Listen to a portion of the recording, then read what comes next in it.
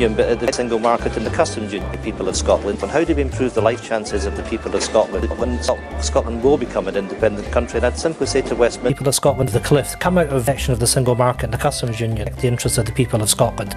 Now, customs union and the single market and the customs union. The single market and the customs union. The market and the customs union out of Europe. That we've been dragged out of the single market and the customs union. Market and the customs union. Single market and the customs union. Let Scotland and indeed people of Scotland to see very good market and the customs union. Is that during the referendum campaign, people were told time and time again that if they voted to leave the EU, they were leaving the single market. Again and again and again. Single market and a customs union. Single market and a customs union. The of leaving that single market and the customs union. Proven that there is no guarantee our NHS is safe. 14. Westminster promised Scotland's NHS would be in public hands for as long as the people of Scotland wanted it. The Scottish Government will never allow our precious NHS to be signed away in a Tory-Trump trade deal. Deal with the interlocutors you're dealt. Sorry about that, but you must deal with them. But when Scotland, if we are removed from our family of nations against our will, against our clearly democratically expressed view, if we are removed against our will, independence will be our only route back. Shirkaleg, I'm not asking you to solve our domestic discussions.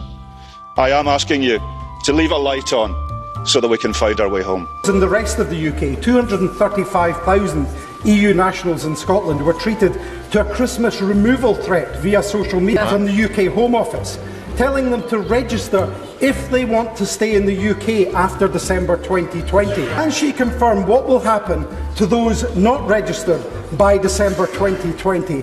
And does she realise that for those affected, this feels less like a hostile environment and more like a xenophobic one? All independent nations are among the richest, healthiest and happiest countries in the world. Scotland is well placed to join them. We're already amongst the wealthiest. Per capita, our economy is as strong as France, New Zealand, even Japan. We are an energy powerhouse. Our cutting-edge companies export across the world. The opportunity now is of greater prosperity and higher living standards. An innovative economy that learns from the success of Finland.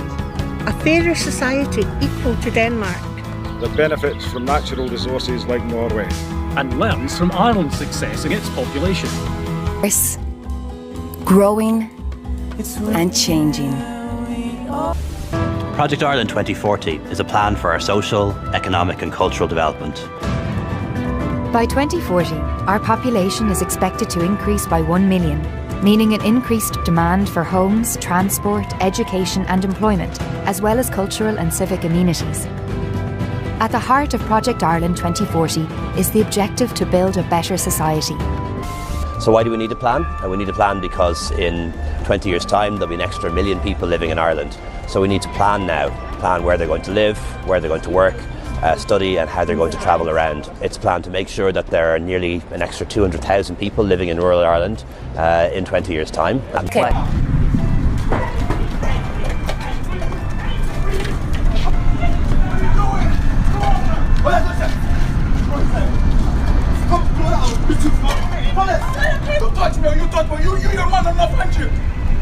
Learns from Ireland's success in growing its population.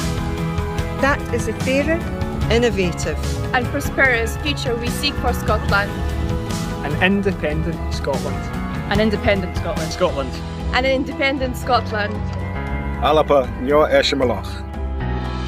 83% of Scottish MPs voted against the Prime Minister's deal. Last night a historic vote took place in the Welsh Assembly and the Scottish Parliament, both parliaments simultaneously rejecting the Prime Minister's deal. Isn't it the case that the Prime Minister has no mandate from Scotland for either no deal or her deal? We entered the European Union as the United Kingdom. We will leave the European Union as the United Kingdom. And I also say to the Honourable Lady that the SNP has no mandate from the Scottish people to continue to pursue independence. Are you now going to campaign in the European parliamentary elections on the basis of a second Scottish referendum? Well, we'll have to see what our lines are in that, but the reality is that we've already got a mandate. We've already got a mandate for an independence referendum. We don't need to get a fresh one in the European Parliament elections. Has been absolutely clear and consistent. We want Scotland to remain in the EU. So when you're in a deadlock, you have to find a way forward. Of course, I want Scotland to remain in the EU. We want Scotland to remain in the EU. I want Scotland to remain in the EU. I hope the UK remains in the EU, but if it doesn't, then Scotland should have the option of becoming an independent member state within the EU so that we can protect our position and our interests as part of the European family. So if Brexit were to be reversed for some reason, you would call off then any plans for a second Scottish referendum? Well, we'll have to see what happens with Brexit and how the outcome is. We're still continuing to fight for a people's vote because we think a people's vote on the Brexit situation would be the best way forward. We don't want to see England leave the EU either. My priority has been trying, as First Minister, to protect Scotland as much as possible. But if Scotland is to be taken out of the EU against our will, there is a mandate in Scotland, won at 2 elections now, to give people the choice of independence. But whatever your view on independence, this election on May the 23rd is an opportunity to make Scotland's voice heard. A vote for the SNP is a vote to reject the shambles and chaos Westminster has inflicted. If you want to escape Brexit, the SNP has been the most consistently pro-Remain party in Scotland, so that's a vote to escape the mess of Brexit. It's not for Westminster to determine and dictate. The principle is that whether there is a second independence referendum and what the timescale of that should be is not for the Scottish people through their democratically elected Scottish Parliament to determine. Now, I just don't find it credible that, because you've actually put your finger on a point here, it doesn't appear to be the principle of a second independence referendum. It could be the timing. Is quibbling about now, it's the timing. So for the sake of a year, he's going to turn his back on his chance to govern with a Labour government and do all of these other things he says he wants to do. I would never do anything to accept that. I'm simply being candid, not just with you, but with voters in Scotland and across the rest of the UK, the issues that really matter to me as leader of the SNP and as First Minister. Let's see how candid you are, because 3 years ago you said that another Scottish referendum could only be justified if there was, quote, significant and material change. And one of the examples you gave was Scotland being taken out of the EU.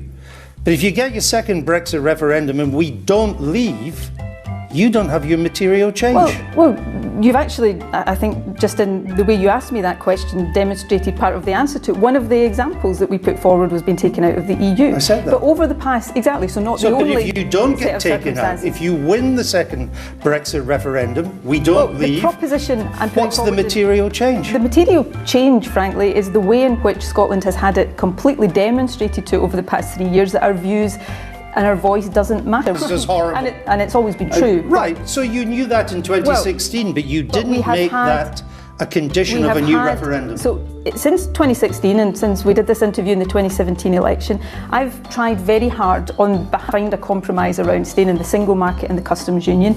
We've sought to influence the direction of the negotiations.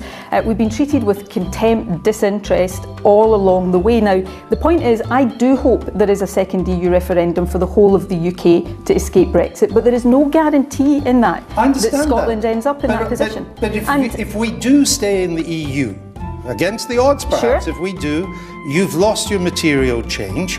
You also said there had to be clear and sustained evidence on a couple of opinion polls that Scotland wanted independence. You don't have that. Neither of the conditions you laid down for a second referendum in Scotland might be met. We're in an election. I'll publish a manifesto laying out very clearly the proposition I'm seeking support for in this election, because the scenario you've just painted for me there, if that happens, there is still no guarantee. I mean, Nigel Farage and the Brexiteers are not going to go. This is going to dominate Westminster politics for a long, long time. Of course, then there's the long-term consequences of Brexit if it happens. My priority has been trying, as First Minister, to protect Scotland as much as possible. But if Scotland is to be taken out of the EU against our will, there is a mandate in Scotland, won at 2 elections now, to give people the choice of independence. I want to see an early general election and a referendum to give the UK the opportunity to change its mind now that it sees how difficult finding a way forward on Brexit has become.